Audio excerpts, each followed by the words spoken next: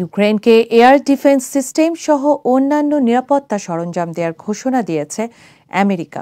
জার্মানির রামস্টেইন এয়ারবেইজে মিত্র দেশগুলোর সঙ্গে বৈঠক শেষে সংবাদ সম্মেলনে secretary of defence Lloyd Austin এই ঘোষণা দেন। অস্টিন এ সময় অভিযোগ করে বলেছেন, রাশিয়ার প্রেসিডেন্ট ভ্লাদিমির পুতিন মানুষের নিরাপত্তার কথা না ভেবে ইউক্রেনের ভূমি দখলে মনোযোগী হয়েছেন। সংবাদ সম্মেলন তিনি বলেছেন, ইউক্রেনের সেনারা এখন যুদ্ধক্ষেত্রে বিপজ্জনক পরিস্থিতির মুখোমুখি, তবে তারা দক্ষতা ও সাহসের সঙ্গেই লড়াই চালিয়ে যাচ্ছে।